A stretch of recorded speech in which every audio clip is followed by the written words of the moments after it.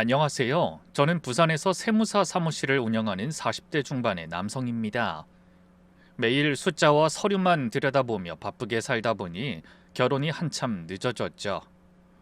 그래서 늦어진 만큼 남들보다 몇 배 더 행복하게 살겠다고 다짐했는데 그 기대가 어이없이 무너질 줄은 상상도 못했습니다. 이 사연은 결코 쉽게 꺼낼 수 있는 이야기는 아니지만 혹시나 저와 같은 실수를 되풀이해야 할 누군가가 있을까 싶어 용기를 내봅니다. 제가 결혼할 인연을 처음 만난 건 정말 우연이었습니다. 그날따라 일이 밀려 점심도 거르고 바쁘게 뛰어다니다 인도 한복판에 떨어져 있는 지갑 하나를 보게 됐어요. 검정 가죽 지갑이었는데 안에는 신분증과 카드 몇 장, 그리고 빳빳한 현금이 제법 들어 있었습니다. 그냥 지나칠 수도 있었지만 성격상 그러지 못하고 발길을 멈춘 채 고민했죠. 근처 파출소에 맡기려다가 혹시나 하는 마음으로 지갑 안쪽을 슬쩍 살펴봤더니 신분증이 있더라고요. 그리고 그 옆에 신분증에 적힌 것과 같은 이름의 명함이 들어있는 걸 발견했습니다. 명함에 연락처가 있어서 전화를 걸었더니 10분도 안 되어 한 여자가 숨을 헐떡이며 달려왔더군요. 신분증에서 본 나이는 30 중반이었는데 실물이 훨씬 어려 보이는 사람이었어요. 제가 지갑을 내밀자 상대가 얼굴을 붉히며 인사했죠. 전 지갑을 잃어버린 줄도 모르고 있었어요. 친한 친구가 결혼해서 축의금하려고 찾은 돈이 들어있었는데 하마터면 곤란할 뻔했네요. 정말 감사합니다. 그러면서 연신 고개를 숙이더라고요. 저는 괜히 민망해져서 손사래를 치며 답했습니다. 아닙니다. 당연히 해야 할 일을 한 건데요. 그 안에 든 현금이랑 카드 제대로 다 있는지 확인해 보시겠어요? 그런 제 말에 여자가 조심스럽게 지갑 속을 확인하더니 하나도 빠진 게 없다고 거듭 고개를 숙였어요. 그리고 거절하는 저에게 한사코 밥을 사겠다고 했습니다. 처음엔 사양했지만 워낙 간곡하게 매달리는 통에 결국 가까운 식당에서 국밥 한 그릇을 얻어먹게 됐죠. 마침 끼니를 걸은 터라 못 이기는 척 따라간 건데 돌이켜보면 그 국밥 한 그릇이 제 인생을 송두리째 흔든 첫 단추였던 것 같네요. 밥을 먹으며 이런저런 이야기를 나누다 보니 여자가 저희 사무실 근처에 살고 있다는 걸 알게 되었습니다. 작은 회사에서 격리로 일한다는 여자에게 저는 버릇처럼 명함을 내밀며 세무사 일을 한다고 했죠. 제 명함을 받아든 여자가 눈을 빛내며 신기한 듯 말했어요. 어머, 세무사요? 대단하시네요. 그렇게 통성명한 뒤 밥을 먹는데 처음 만난 사이 같지 않게 말이 제법 잘 통했고 그 사건이 인연이 되어 저희는 잦은 만남을 갖게 됐습니다. 그동안 일에 빠져 사느라 변변한 연애 한번 제대로 못 해본 저에게 그 사람은 봄날의 햇살 같은 존재였죠. 만날수록 마음이 가고 같이 있으면 즐거웠어요. 사실 저는 참 외로운 사람이었습니다. 부모님을 일찍 여의었고 형제도 없어 명절이면 텅 빈 사무실에 혼자 앉아 일을 하기 일쑤였어요. 남들이 가족과 둘러앉아 차례를 지내고 음식을 나눠 먹는 동안 저는 라면 한 그릇으로 끼니를 때우며 밀린 장부를 들여다보곤 했습니다. 그렇게 사는 게 익숙해졌다고 여겼지만 사실은 마음 한구석이 늘 텅 빈 것 같았어요.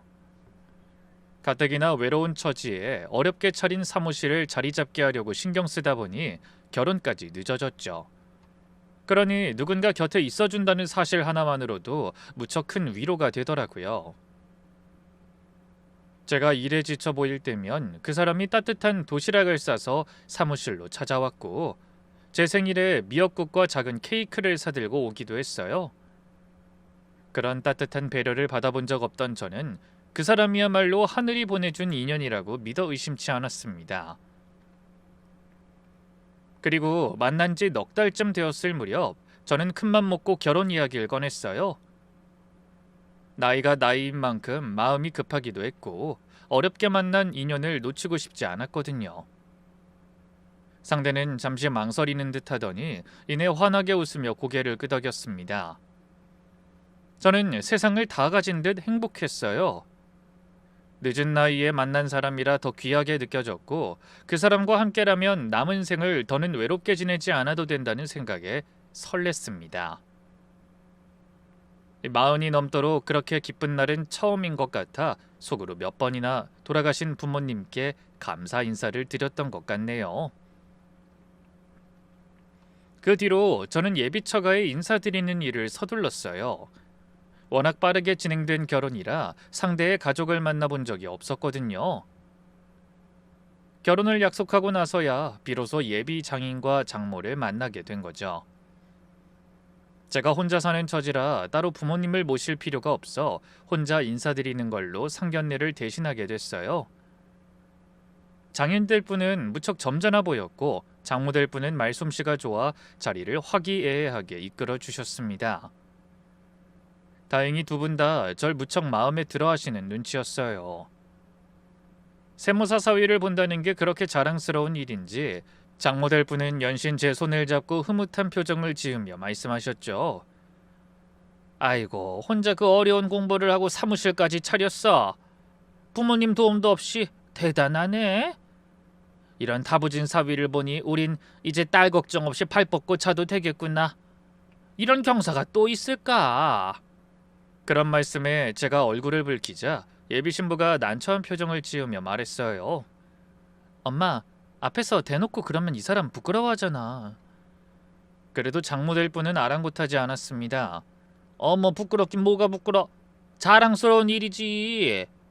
미선이가 어떻게 이런 복을 타고났는진 모르겠지만 정말 고맙네. 그러면서 제 손을 잡고 토닥이셨죠. 저는 그런 환대가 낯설면서도 고마워 몸둘 바를 모르겠더군요. 정에 굶주리며 외롭게 살아온 저에게 따뜻한 처가가 생긴다는 사실이 든든하게 느껴졌어요.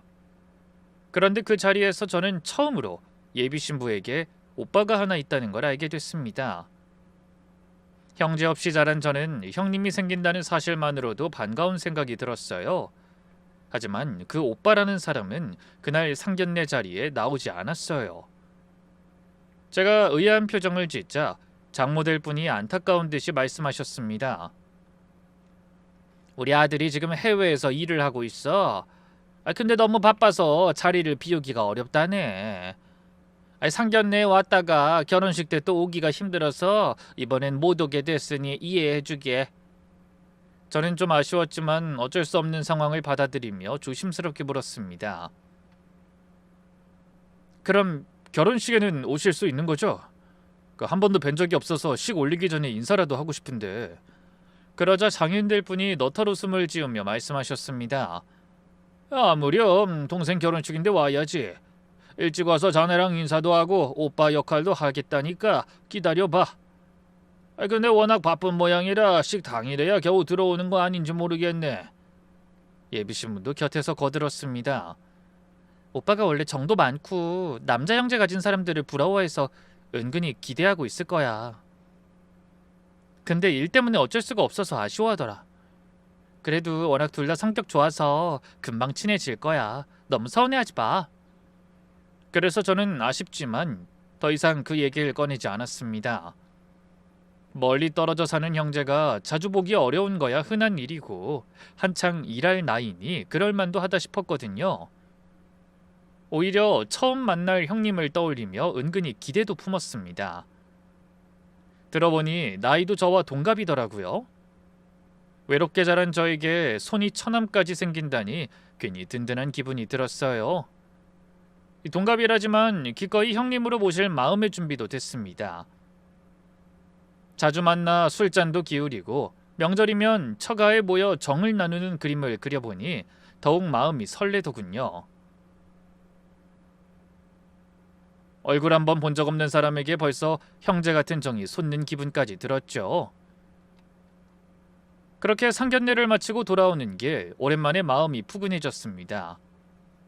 늦은 나이에 가정을 이루는 것도 어엿한 처가 식구가 생기는 것도 모두 꿈만 같더라고요. 예비 장인 장모님이 과분할 정도로 저를 환대해 주시니 부담되는 마음도 약간 있었지만 그게 다 그동안 혼자 견뎌온 세월에 대해 보상받는 거라는 생각도 들었죠. 그래, 사람마다 다 정해진 행복이 있다는데 난 초년이 힘들었으니 이제 결혼하고 나선 안정적으로 잘 살 수 있을 거야. 그런 설렘과 기대 속에 창밖으로 흘러가는 거리를 바라보며 앞으로 펼쳐질 새 삶을 그려봤어요. 퇴근하면 따뜻한 집이 저를 맞아주고 식탁에는 먹음직스러운 저녁이 차려져 있는 평범한 하루하루가 이어질 거라는 생각이 들었죠. 그런 생각만으로도 저는 코끝이 시큰해졌습니다. 그래서 더욱 결혼 준비에 정성을 다하겠다고 다짐했어요. 그런데 그 무렵 예비 신부가 불편한 표정으로 먼저 이런 말을 꺼내더군요. 자기야, 미안한데 내가 이렇게 빨리 결혼하게 될 줄 모르고 적금을 장기로 들고 있었어. 근데 만기가 얼마 안 남은 적금을 깨기도 그렇고, 그렇다고 나이 먹어 결혼하면서 부모님한테 손 벌리기도 민망하네. 물론 부모님은 기꺼이 도와주겠다고 하시는데 내가 두 분 노후 자금에 손대기가 싫어. 그래서 말인데. 거기까지 듣던 제가 얼른 고개를 끄덕였어요. 뒷말은 더 안 들어봐도 알겠더라고요. 아, 당연히 그렇지. 우리가 어린 나이도 아니고. 그 어른들 부담 드리면서 결혼하면 안 되지. 걱정하지 마. 비용은 내가 알아서 할게. 그제야 예비 신부의 얼굴에서 그늘이 사라지며 제 목을 끌어안고 활짝 웃었습니다. 이해해줘서 고마워, 자기야. 대신 결혼하고 적금 만기되면 그 돈 다 우리 살림에 보탤게. 그래서 저도 웃으며 고개를 끄덕였어요. 오랫동안 꿈꿔온 가정을 이루는데 그깟 비용은 큰일이 아니라고 생각했습니다. 사정이 그렇다는데 당연히 여유 있는 제가 나서는 게 맞다는 생각도 들었고요. 그 뒤로 예식장을 알아보고 신혼집을 구하고 살림살이를 하나하나 장만하는 동안 비용이 드는 일은 을의 제 몫이 되었습니다. 예식장 계약금도 예물도 신혼집 보증금도 모두 제가 부담했죠. 하지만 사랑하는 사람을 위해 쓰는 돈은 전혀 아깝지 않았고 오히려 제가 든든한 남편의 역할을 하는 것 같아 뿌듯했어요. 오랜 시간 힘들게 일해 모아놓은 돈이 빠져나가도 전 그저 다가올 결혼식만을 손꼽아 기다리며 잠을 설치기까지 했습니다. 하객들 앞에서 사랑하는 사람의 손을 잡고 백년해로를 약속할 순간이 눈앞에 펼쳐지며 가슴이 두근거렸죠. 긴 세월 외톨이로 살아온 제가 드디어 가정을 이루고 장인장모의 자랑스러운 사위가 될 거라는 환한 미래를 그렸네요. 얼마 후 드디어 결혼식 날이 밝았습니다. 간밤에 잠을 제대로 이루지 못해 뒤척이다 이른 새벽부터 눈을 떴어요. 몸은 무거웠지만 마음만은 둥둥 떠오를 듯 가볍더군요. 일찌감치 미용실로 가 새 신랑이 될 준비를 마친 저는 누구보다 일찍 식장에 도착했습니다. 그날의 주인공인 신부는 저보다 훨씬 준비할 게 많은지 신부 대기실에 들어가서도 예식 도우미가 붙어서 연신 뭔가를 손봐줬어요. 아직은 텅 빈 예식홀을 둘러보니 돌아가신 부모님이 떠오르며 괜히 가슴이 먹먹해졌습니다. 조금 있으면 결혼을 축하해 주려는 사람들로 이 예식홀이 가득 차겠지? 나한테도 드디어 이런 날이 오는구나. 그런 생각을 하니 가슴이 벅차올랐습니다. 40이 넘도록 혼자였던 제가 드디어 가정을 이루는 날이었으니까요. 식장 입구에 제 이름과 예비 신부의 이름이 나란히 내걸린 모습을 보니 울컥하기까지 했습니다. 문득 예비 신부의 모습이 궁금해 대기실로 다가가려는데 거래처 사장님의 얼굴이 보였어요. 저는 신부에게 가려던 발길을 돌려 그분께 다가가 고개 숙여 인사했습니다. 그 후로도 식장 입구에 서서 하나둘 도착하는 하객들과 인사를 나누기 바빴어요. 부모님도 안 계시고 친척도 적어 손님이 없을 거라고 생각했던 저는 적잖이 놀랐습니다. 사무실 직원들과 오래된 거래처분들은 물론이고 그간 안부를 잘 전하지 못해 청첩장도 보내지 못한 동창과 친척들까지 어떻게 알고 와주셨더라고요. 저는 멀리서 찾아주신 하객들에게 진심으로 감사함을 전하고 일일이 웃으며 인사를 건넸습니다. 그렇게 손님을 맞이하다 문득 신부 측 축의금 접수대로 눈길이 갔는데 그곳에 낯선 남자가 떡하니 앉아 있었어요. 깔끔한 정장 차림에 머리를 단정히 빗어 넘긴 인상이 환한 사람이었지만 저는 처음 보는 얼굴이라 의아한 생각이 들었습니다. 대부분 축의금 접수하는 역할은 아주 가까운 친척이 맡는 법인데 전 한 번도 본 적 없는 사람이었으니까요. 제가 고개를 갸웃거리며 그쪽을 바라보고 있자 마침 곁을 지나던 장인어른이 제 어깨를 슬쩍 두드리며 지나가는 말처럼 한마디 하셨습니다. 아, 저 애가 우리 아들이야. 오늘 아침에 막 도착했는데 식장에 오자마자 곧장 접수대부터 맡았지 뭔가. 하나뿐인 오빠라고 자기한테 맡기라고 하더구만. 오자마자 일폭 터졌지 뭔가. 그 말에 저는 반가운 마음이 들어 얼른 몸을 돌렸어요. 얼굴도 모르던 손이 처남이 왔다는 말에 서둘러 인사를 건네려고 한 거죠. 아, 형님이 오셨군요. 그럼 제가 가서 인사부터 드려야겠네요. 그런데 장인들 분이 황급히 제 팔을 붙잡았습니다. 아니, 지금은 됐네. 보다시피 손님이 줄줄이 들어와서 정신이 없잖는가. 쟤도 괜히 인사하느라 접수대 비우면 안 되고. 자네도 하객 맞아야지. 시 끝나고 천천히 인사해도 늦지 않아. 그때 마침 곁을 지나던 장모될 분도 거들고 나서시더군요. 그래, 오늘 정신없이 바쁘니 나중에 인사하면 돼. 차분히 얘기도 나누고 술도 한잔하면 좋잖아. 괜히 바쁜 지금 무리할 필요 없지. 그렇게 말리시더라고요. 두 분이 어찌나 정색하시던지 저는 머쓱해져 발길을 멈췄습니다.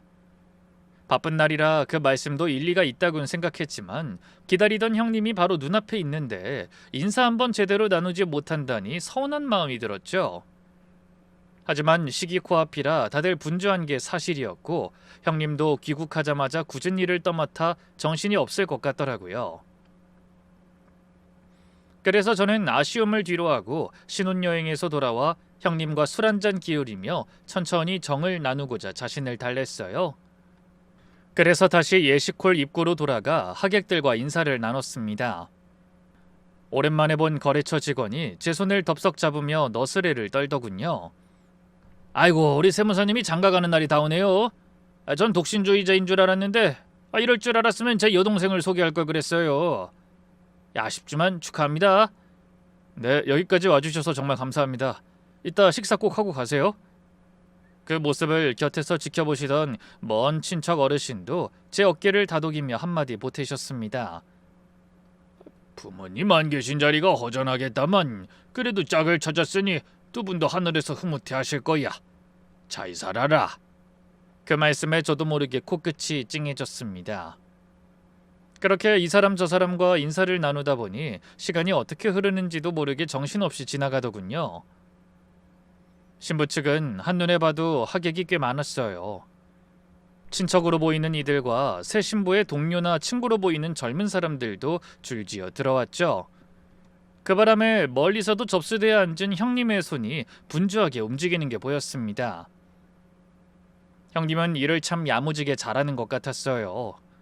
하객을 보고 환하게 웃으며 봉투를 받아 방명록에 이름을 적게 하고 받은 봉투를 차곡차곡 정리하는 솜씨가 무척이나 능숙해 보였습니다. 돈 계산도 빠른지 옆에서 거들던 친척 한 분이 칭찬하는 것도 보이더군요.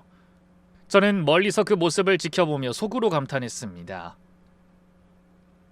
역시 해외에서 바쁘게 일하는 사람은 뭐가 달라도 다르구나. 나중에 업무적으로도 통하는 게 있는지 얘기 좀 나눠봐야지. 그러면서 든든한 형제를 보는 느낌이 이런 건가 싶은 생각을 하게 됐죠. 그러다가 신부 대기실로 사진 촬영을 하러 가는 길에 잠깐 접수대 가까이 다가가 봤어요. 그래도 인사 한마디쯤은 건네고 싶은 생각이 들었거든요. 그런데 제가 다가가는 걸 눈치채지 못했는지 형님은 짐짓 바쁜 척 고개를 푹 숙인 채 봉투 정리에만 몰두했어요. 도무지 저와 눈을 마주칠 순간이 주어지지 않았죠. 그때 제가 형님 곁에 엉거주춤 서 있는 모습을 본 장모님이 얼른 끼어들며 등을 떠밀었습니다. 아니, 인사는 나중에 하라니까 왜 그러고 있어. 신부 대기실에서도 사진 몇 장 찍어야 한다며. 빨리 찍고 예식 시작해야지. 그래서 어쩔 수 없이 떠밀리듯 발길을 돌렸죠. 대기실에서 만난 예비 신부는 하얀 드레스를 차려입고 손님들과 인사하고 있었어요.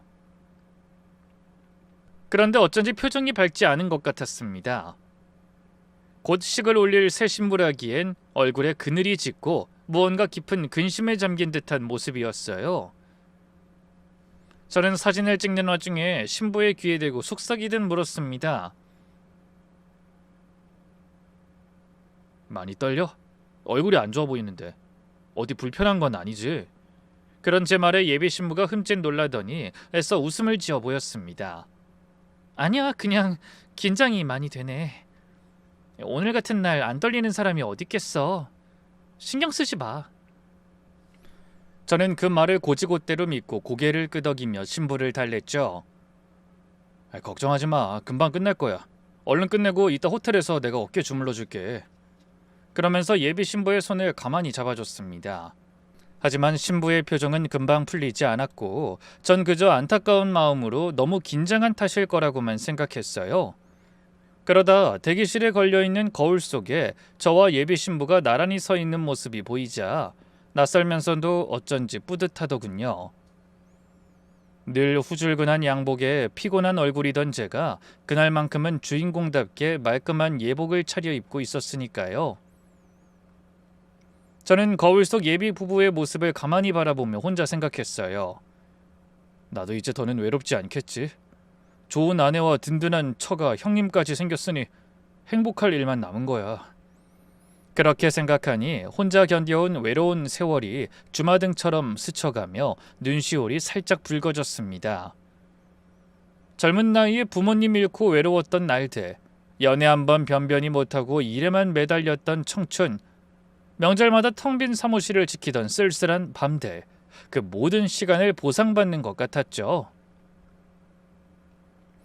저는 신부 대기실을 나와 다시 한번 식장을 둘러봤어요.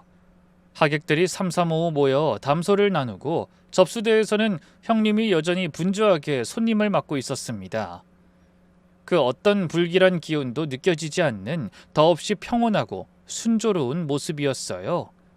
그 순간만큼은 세상에서 제가 가장 행복한 사람이라는 확신이 들었습니다. 그런데 막상 예식 시작을 20분쯤 앞두자 갑자기 긴장감이 몰려왔어요. 가슴이 두근거리고 손에 땀이 나더니 입안이 바짝바짝 말랐습니다. 갑자기 화장실에 가고 싶은 느낌도 들더군요.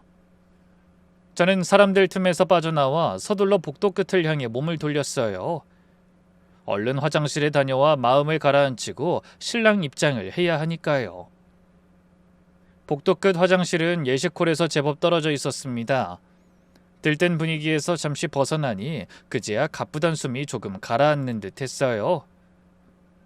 저는 볼일을 보고 세면대 앞에서 찬물로 손을 씻은 뒤 거울에 비친 제 얼굴을 보며 마음을 다잡았습니다.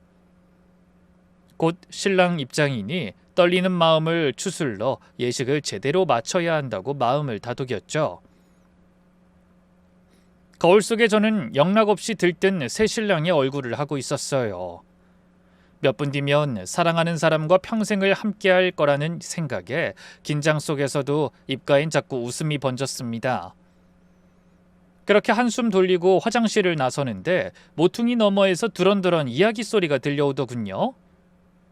처음엔 그저 지나가는 하객들의 잡담 미련이 했어요. 결혼식장이 워낙 사람이 많이 몰리는 곳이라 여기저기서 온갖 이야기가 오가기 마련이니까요. 헌데 무심코 지나가다 듣게 된 한마디가 저를 그 자리에 우뚝 멈춰서게 만들고 말았습니다. 젊은 여자 둘이 목소리를 낮춰 속닥이고 있는데 그 내용이 어쩐지 심상치 않은 느낌이 들었거든요. 아니, 여기가 무슨 미국이야? 아무리 부탁할 사람이 없어도 그렇지 어떻게 헤어진 남친한테 결혼식 축의금을 받게 해. 쟤네 집도 황당하다 정말. 그러게 말이야. 어떻게 저럴 수가 있어? 신랑 될 사람은 전혀 모르겠지? 당연하지. 그것도 뭐 하루 이틀 사귄 사이니? 우리 다 그 둘이 결혼할 거라고 철석같이 믿었잖아. 미선인 도대체 무슨 배짱으로 저렇게 간 큰 짓을 해? 순간 심장이 쿵 내려앉는 기분이었어요. 헤어진 남친이 축의금을 받는다니 도대체 무슨 소리인가 싶었지만 설마 제 결혼식 이야기일 리 없다고 애써 마음을 가라앉혔죠. 이렇게 좋은 날 누군가를 두고 짓궂은 입방아를 찢는 사람도 있구나 하고 넘기려 했어요. 그런데 마지막 대화에 나온 이름은 틀림없는 제 예비 신부의 이름이 확실했습니다. 갑자기 가슴 한구석이 서늘해지면서 도무지 발걸음이 떨어지지 않았어요. 저는 불길한 생각을 떨쳐내지 못하고 손을 부들부들 떨며 그 여자들 쪽으로 다가가 조심스럽게 말을 건넸습니다. 실례합니다. 혹시 방금 하신 말씀이 무슨 뜻인지 여쭤봐도 될까요? 제가 등장하자 대화를 나누던 두 여자가 흠칫 놀라며 서로 눈치를 봤어요. 그러다 당황한 기색이 역력한 채로 얼버무리기 시작했죠. 아니에요. 그냥 저희끼리 다른 얘기하고 있었어요. 맞아요. 신경 쓰지 마시고 식 잘 치르세요.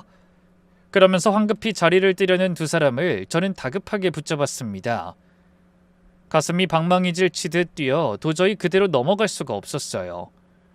잠깐만요. 제가 바로 오늘 결혼하는 신랑이라는 거 아시죠? 두 분 말씀이 제 결혼식과 관련된 일 같아서 전 그게 무슨 말씀인지 꼭 알아야겠습니다. 부탁드려요. 제 인생이 걸린 일입니다. 제발 아는 게 있다면 사실대로 말씀해 주세요. 제가 정색하고 매달리자 두 여자가 난처한 얼굴로 서로를 바라보며 한참을 고민했습니다. 그러다 결국 한 명이 먼저 입을 열었죠. 사실은 접수대에 앉아있는 저 남자 아까 미선이 부모님이 신부 오빠라고 하는 것 같던데 저희가 알기론 절대 그게 아니거든요. 아니라뇨? 그게 무슨 말씀이세요? 제가 다그치듯 묻자 말없이 가만히 있던 여자가 큰 결심을 한 듯 입술을 깨물더니 머뭇거리며 말했습니다. 저희가 미선이 고등학교 동창인데요. 식장 들어오다가 접수대에 앉은 사람 보고 깜짝 놀랐거든요. 저는 입안이 바짝 말라붙는 걸 느끼며 물었습니다. 놀라다뇨? 왜요? 저 사람이 미선이 오빠가 아니면 누구라는 말인가요? 전 분명히 해외에서 일하다가 오늘 아침에 막 귀국했다고 들었거든요. 그러자 예비 신부의 동창이라는 여자끼리 서로 눈빛을 주고받으며 차마 말을 꺼내기 어려운 듯 입술만 달싹이더군요. 저는 그 머뭇거림을 견딜 수 없어 애타는 목소리로 다시 한번 물었습니다. 제발 아는 게 있으면 말씀해 주세요. 저 사람이 신부 오빠가 아니면 누군가요? 제가 매달리다시피 묻자 한 여자가 안타까운 눈빛으로 입을 열었어요. 축의금 받은 저 남자 절대 미선이 오빠 아니에요. 그러자 곁에 있던 다른 여자도 맞장구 치더군요. 맞아요. 저 사람 미선이 전 남자친구예요. 이것 좀 보세요. 그러더니 휴대폰을 꺼내 화면을 저에게 들이밀며 계속 말했습니다. 이거 작년 연말에 자기 남자친구랑 사귄 지 2주년이라서 일본 여행 갔다고 미선이가 직접 친구들 단톡방에 올렸던 사진이에요. 아마 저희 말고 이 사진 본 다른 애들도 축의금 받는 남자 보고 깜짝 놀랐을걸요?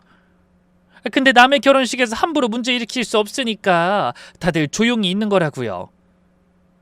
화면 속에는 접수대에 앉은 그 남자와 예비 신부가 다정하게 끌어안고 환하게 웃고 있는 사진이 떠 있었습니다. 누가 봐도 연인 사이가 분명한 둘만의 다정한 한때였어요. 배경에는 케이크와 풍선이 보였고 두 사람의 손가락엔 커플링으로 보이는 반지까지 끼워져 있었습니다.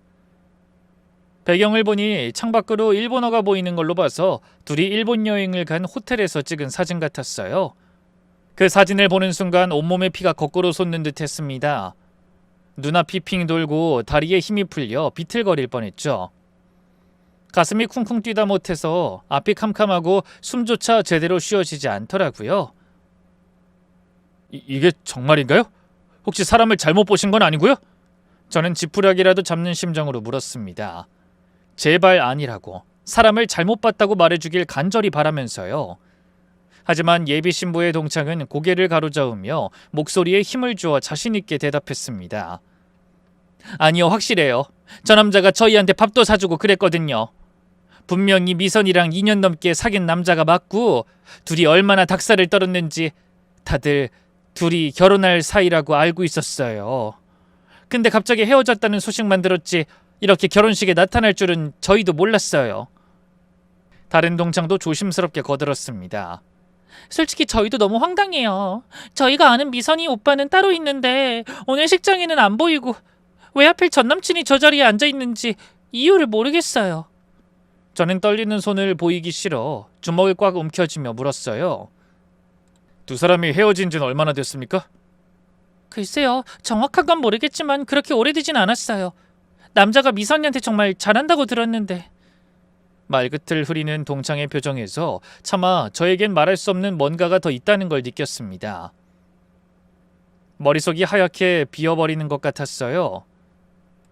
아무렇지 않은 얼굴로 웃으며 하객들에게 인사하고 축의금을 받던 남자가 외국에 있다 예식 당일에 귀국한 형님이 아니라 예비 신부의 옛 연인이었다니 기가 막혔습니다.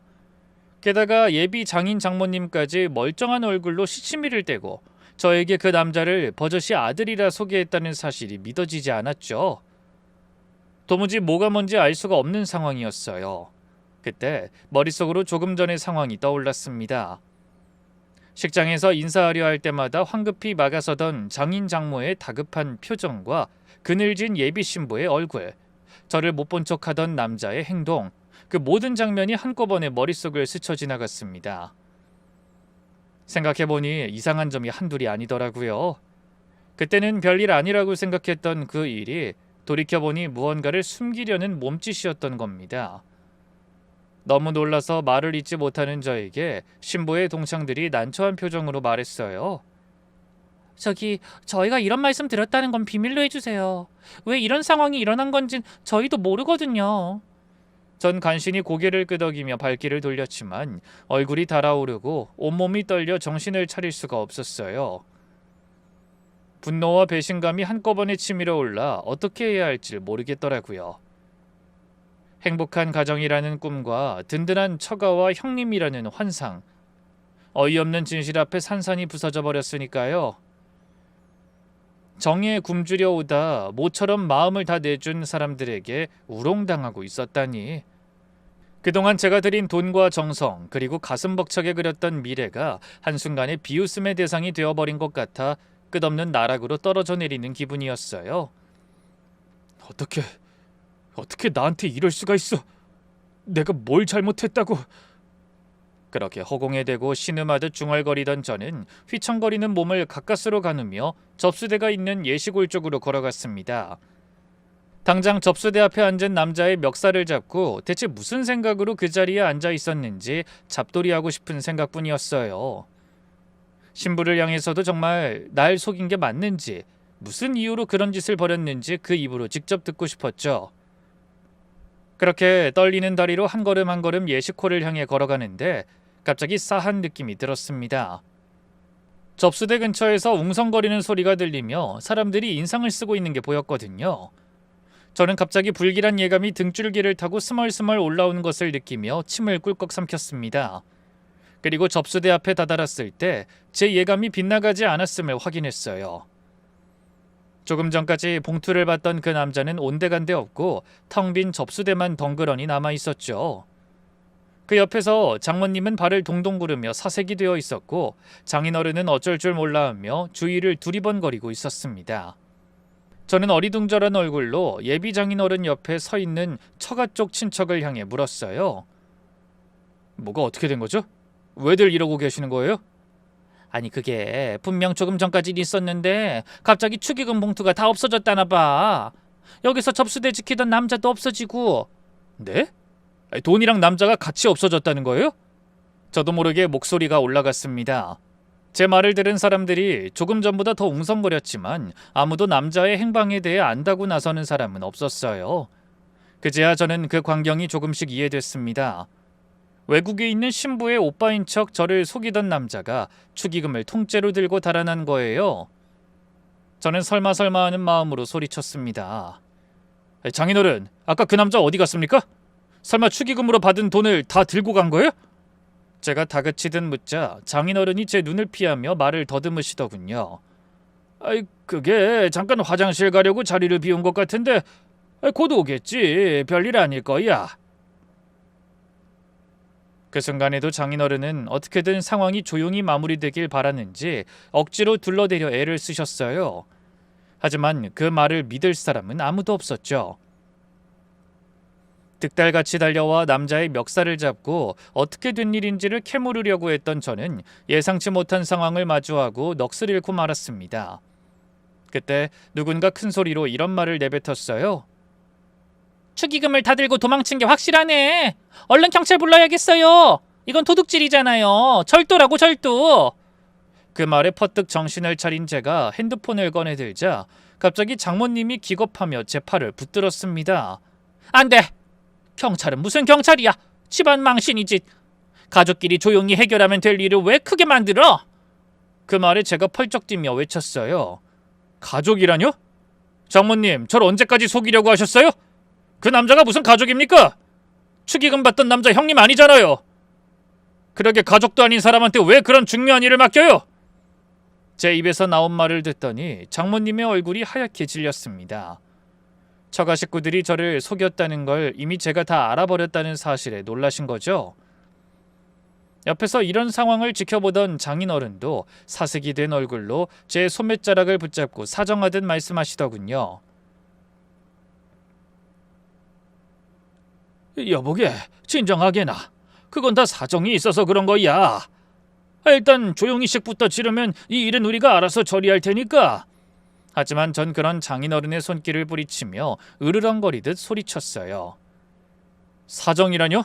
도대체 무슨 사정이 있어서 새신랑까지 속이고 신부 전 남자친구를 아들이라고 속여서 축의금을 걷게 만듭니까? 도대체 저한테 왜 그러신 거예요? 제가 언성을 높이자 두 사람은 더 이상 변명조차 못하고 입을 꾹 다물어 버리셨어요. 저는 그때를 놓치지 않고 얼른 휴대폰을 들어 경찰에 이 사실을 신고했습니다. 경찰이죠. 예식장에서 축의금을 훔쳐간 사람이 있어서 신고하려고요. 회색 양복을 입었고 안경을 쓰고 있어요. 네, 저는 오늘 예식의 신랑입니다. 아직 멀리는 못 간 것 같으니 빨리 출동해서 예식장 주변 좀 수색해 주세요. 그러고는 자세한 식장 위치와 상황을 거듭 설명했어요. 그런 제 모습에 예비 장모님은 손으로 입을 틀어막으며 어쩔 줄 몰라 하고 장인어른은 갑자기 버럭 화를 내셨죠. 이 사람 왜 이리 성급해? 내가 상황을 다 설명한다고 하잖아. 설명은 설명이고 일단 도둑질한 인간은 잡아야죠. 피 한 방울 안 섞인 남이 축의금을 통째로 들고 사라졌는데 왜 신고를 못하게 하시는 겁니까? 대체 무슨 이유가 있어서요? 저희의 이런 실랑이를 지켜보던 하객들 역시 영문을 몰라 황당해했고 식장은 술렁이다 못해 순식간에 난장판이 되었습니다.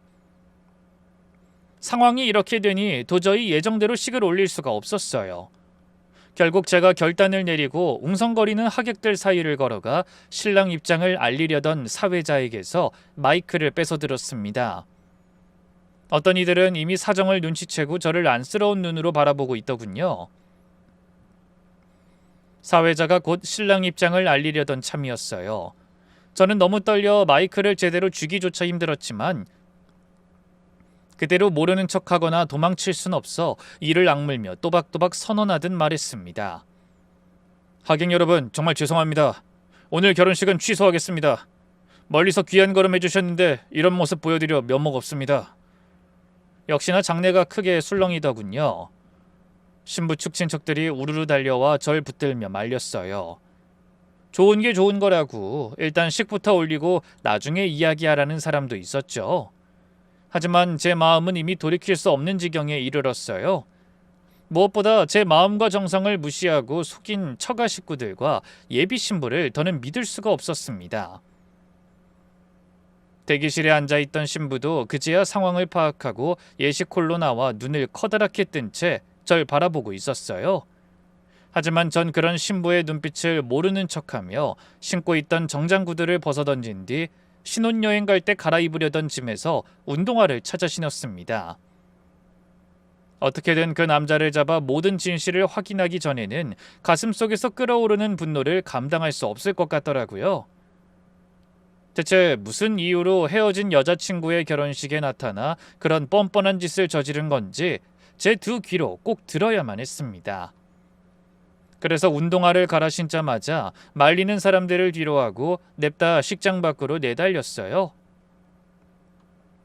남자가 도망친 지 얼마 되지 않았으니 멀리 가진 못했을 거라고 생각했죠. 그래서 예복에 운동화를 신은 채 주차장을 가로질러 뛰어갔습니다. 남들 눈에 제가 어떻게 보이든 그런 걸 따질 정신도 없었네요. 혹시나 남자가 벌써 도망쳤을까봐 걱정했는데 웬걸 하늘이 도왔는지 밖으로 나와보니 도로 상황이 말이 아니더라고요. 예식장 앞 도로에서 접촉사고가 있었는지 식장 정문 앞 도로가 차들로 빽빽하게 들어차 옴짝달싹 못하고 있었습니다. 분명 돈가방을 든 남자가 차로 도망칠 것 같다는 생각에 저는 미친 듯이 주차장과 도로를 번갈아 살폈어요. 그때 땀으로 범벅이 된 채 숨을 헐떡이는 제 눈에 검은 승용차 한 대가 들어왔습니다. 꽉 막힌 도로에 갇혀 오도 가도 못하고 있는 차 안에 바로 그 남자가 앉아있는 게 보인 겁니다. 운전대를 잡은 남자는 초조한 표정으로 경적을 울려대며 그 자리를 벗어나고 싶어 안달이 났더군요. 언뜻 보니 조수석에 커다란 가방도 보이더라고요. 그때 마침 요란한 사이렌 소리와 함께 도착한 경찰차에서 제복 입은 경찰관 3명이 걸어 나왔어요. 도로가 막혔으니 차에서 내려 주변을 살피려는 것 같더군요. 제가 얼른 달려가 범인을 제보하자 경찰들이 도로에 서 있는 차량을 통제한 뒤 남자의 차를 에워쌌어요. 그러자 당황한 남자가 어쩔 줄 몰라 하다 결국 경찰의 손에 이끌려 밖으로 나오게 됐죠. 저는 숨이 턱까지 차오른 채 그 남자가 붙들리는 모습을 지켜봤습니다. 그리고 현장을 확인하기 위해 다시 예식홀 안으로 들어가는 남자와 경찰들을 따라갔죠. 잠시 후 난장판이 된 예식홀로 남자가 들어서자 사람들이 큰 소리로 그 사람을 향해 욕하기 시작했어요. 어머, 저기 미선이 축의금 들고 도망친 도둑이 오네. 아우, 다행이다, 다행이야. 내가 낸 돈 고스란히 도둑 맞은 줄 알고 황당했잖아. 그런데 뜻밖에도 남자가 그런 상황을 보더니 억울하다는 듯 경찰을 향해 언성을 높였습니다. 아, 이거 놓으세요. 난 도둑 아닙니다. 난 정당하게 내가 원래 받아야 할 돈을 받아간 것뿐이라고요. 그 말에 경찰 대신 제가 인상을 쓰며 답했어요. 그게 무슨 말입니까? 남의 결혼식 축의금을 들고 도망치는 게 도둑이 아니면 뭡니까? 거기다 목격자가 이렇게 많은데 당신은 절도 현행범이에요. 그러자 남자가 분노가 가득한 얼굴로 절 노려보며 그동안의 사정을 토해내기 시작했습니다. 이봐, 신랑 양반, 당신은 오히려 나한테 고마워해야 해. 내 덕에 이 결혼 파트 났으니 얼마나 다행이야. 나 미선이랑 2년 넘게 사귀고 결혼까지 약속했던 사이야. 근데 그동안 미선이랑 저 부모가 내 피 같은 돈을 얼마나 빨아먹었는지 알아? 그리고 이어진 남자의 말은 그야말로 충격 그 자체였어요. 예비 신부는 남자와 사귀는 동안 고가의 명품 가방이며 옷을 밥 먹듯이 사달라고 하고 둘이서 해외여행도 숱하게 다녔다고 합니다. 물론 그 비용은 전부 남자의 몫이었죠. 그뿐만이 아니었어요. 사귀는 당사자인 예비 신부도 모자라 그 부모마저 남자를 예비 사위라고 치켜세워 값비싼 가전이며 호텔 숙박권을 받아 챙기고 심지어 크루즈 여행까지 남자의 돈으로 다녀왔다고 했습니다. 제가 놀라서 입을 떡 벌린 채 아무 말도 하지 못하자 남자가 이를 갈며 소리쳤어요. 평범한 회사원인 내가 저 사람들 비위 맞추느라 빚더미에 올라앉았어. 카드값을 감당 못해서 대출이란 대출까지 다 받았다고. 근데 미선이가 어느 날 갑자기 이유도 제대로 말하지 않고 날 피하더니 헤어지자고 하더라고. 말로는 애정이 식었다는데 난 단박에 다른 남자가 생겼다는 걸 알았지. 그러더니 이글이글 타오르는 눈빛으로 절 노려보며 외쳤어요. 당신 같은 세무사를 만났으니 나 같은 평범한 회사원은 필요 없어진 거지. 미선이가 뭘 했는 줄 알아? 빚만 잔뜩 남은 나랑은 결혼할 생각이 없다는 거야. 기가 막혀서 그 빚이 왜 생겼는데. 다 자기랑 그 부모 뒤치다꺼리 하느라 들어간 거잖아. 근데 단물만 다 빨아먹고 날 현신짝처럼 내버린 거라고. 생각지도 못한 상황에 저를 비롯한 주변 사람 모두가 할 말을 잃었습니다. 조금 전까지도 난장판이던 예식장이 찬물을 끼얹은 듯 고요해졌죠. 명품의 해외여행에 크루즈까지 결혼을 빌미로 그 어마어마한 비용을 다 남자에게 떠넘긴 겁니다. 그때 결혼 비용을 죄다 저에게 떠넘기던 예비 신부의 모습이 떠올라 소름이 돋았습니다. 적금이 어쩌고 부모님의 노후 자금이 어쩌고 하던 그 말들이 실은 그 잠깐의 상황을 넘기기 위한 거짓말이었다는 사실을 깨닫게 됐죠.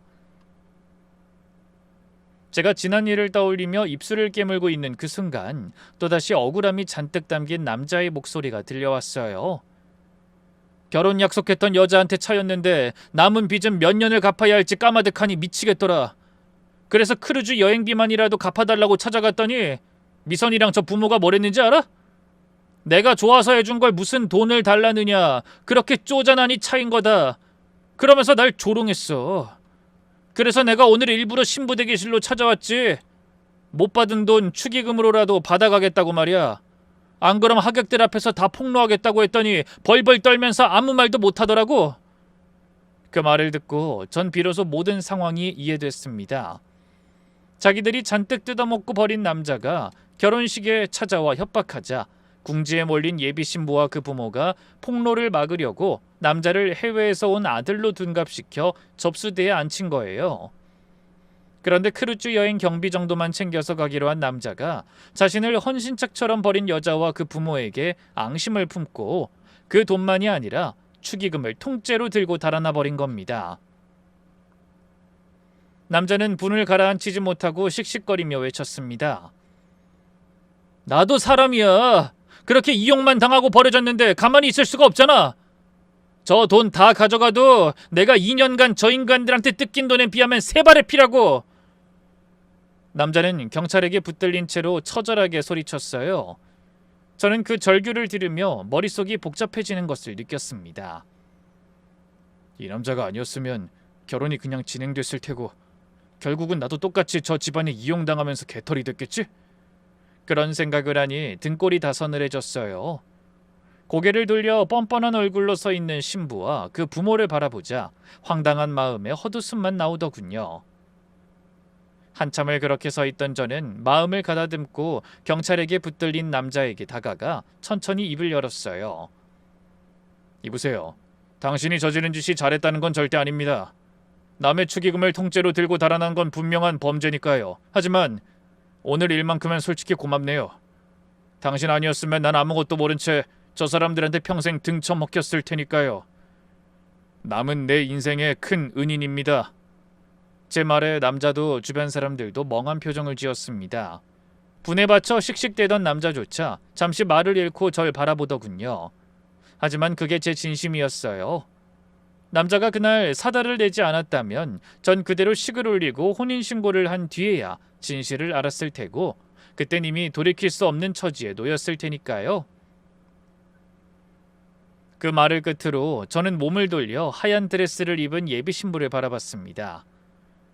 곱게 화장했던 얼굴이 눈물로 범벅이 되어 엉망이더군요. 저는 새파랗게 질린 그 얼굴을 바라보며 단호하면서도 차갑게 말했어요. 네 얘긴 더 들을 것도 없겠네.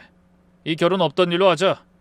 너 같은 사람이랑 평생을 약속하지 않은 게 내 인생 최고의 행운인 것 같다. 아마 조상님이 도우신 게 아닌가 싶네. 그러자 예비 신부가 바닥에 주저앉아 제 다리를 붙잡고 매달리며 변명을 늘어놓기 시작하더군요. 자기야, 전부 오해야. 저 사람이랑은 별 사이 아니었어. 근데 내가 결혼한다니까 앙심을 품고 나타나서 결혼식 망친다고 협박하는 통에 어쩔 수 없이 그런 거야. 난 정말 돈 뜯어낸 적 없어. 내가 안 만나주니까 선물 사서 억지로 쫓아다니는 거 귀찮아서 몇 번 만나준 게 다란 말이야. 나 태어나서 결혼하고 싶다고 생각한 것도 당신밖에 없어. 정말이야. 제발 나 좀 한 번만 믿어줘. 응? 하지만 그 말이 끝나기도 전에 곁에 있던 전 남친이 코웃음을 쳤습니다. 오해는 무슨? 야 이미선, 너 나한테 빨아먹은 거나 다 갚고 그런 소리를 해. 넌 양심이란 게 없냐? 너 예전에 사귀던 남자도 신용불량자 될 때까지 뜯어먹고 버렸잖아. 저 사람한테도 똑같이 할 거면서 무슨? 뭐? 야, 네가 좋아서 사준 거면서 이제 와서 무슨 돈 타령이야? 그깟 돈 몇 푼이나 한다고. 네가 그렇게 찌질하니까 차인 거지. 뭐야? 좋아서? 네가 사달라고 졸라댄 건 다 잊었냐? 부모까지 나서서 사위네 뭐에 부추기면서 냉장고에 건조기에 가전제품 싹 바꾸고 크루즈 여행까지 보내달라고 해놓고 어디서 오리발이야? 그런 말이 오갈 때마다 두 사람의 얼굴이 점점 더 험악하게 일그러졌습니다. 결국 두 사람은 하객들이 보는 앞에서 삿대질을 하며 서로 머리채를 잡고 싸우기 시작했어요. 입에 담기도 민망한 욕설이 오갔고 점잖은 척하던 장인 장모까지 달려들어 아수라장이 됐습니다. 웨딩드레스 입은 신부가 그러는 광경을 보고 있자니 황당하다 못해 맥이 풀렸어요. 제가 그동안 봐온 다소곳하고 애교 많던 여자의 모습이 죄다 연기였다는 걸 확실하게 알겠더라고요. 그렇게 평생을 함께하려 했던 사람의 민낯이 적나라하게 드러나는 순간 저는 차라리 속이 후련해졌습니다. 그래, 고맙다 이미선. 이제 손톱만큼도 후회나 미련이 없을 것 같다. 결국 남자는 절도 혐의로 경찰에 연행되고 미선이와 그 부모는 일가 친척과 제 동료들이 다 보는 앞에서 밑바닥 같은 인성을 만천하에 드러내고 말았어요. 그런데 그날의 사건은 거기서 끝이 아니었습니다. 그 난리통에 하객들 사이에서 뜻밖의 소리가 한마디씩 터져나왔거든요. 먼저 어떤 중년 여자의 한숨 섞인 소리가 그 시작이었어요. 어머, 뭐야? 나 이 집에 돈 빌려줬는데 저런 도둑심 보면 내 돈도 떼먹히는 거 아니야? 그러게 말이야. 나도 내년에 적금 타면 준다길래 1,000만 원이나 빌려줬는데 당장 돌려받아야겠다. 저기요, 이 집에 돈 빌려준 사람 우리 말고 또 있죠? 이참에 다 같이 받아냅시다. 그래요. 나도 딸 결혼식 비용 한다길래 500이나 빌려줬어요. 세무사 사위 본다고 그렇게 큰 소리 치더니 다 틀렸네. 알고 보니 제 장인 장모가 될 뻔한 사람들은 친척은 물론이고 이웃과 동창, 지인들한테까지 크고 작은 빚을 잔뜩 지고 있는 사람들이었어요. 남한테 손 벌리는 걸 부끄러워할 줄 모르고 도무지 경제관념이 없는 사람들이었습니다. 그 집 사위가 된다면 그 돈을 다 제가 갚아줬을지도 모른다는 생각이 들자 갑자기 오싹한 기분이 들더군요.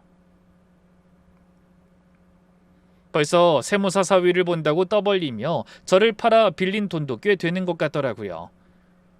어쩐지 상견례 자리에서부터 저를 과하게 추켜 세운다 싶더니 그 모든 환대가 다 이유 있는 덫이었던 셈입니다. 그 사실을 알고 나니 정에 굶주려 자격도 없는 사람들에게 마음을 다 내줬던 저 자신이 한심해서 견딜 수가 없었습니다.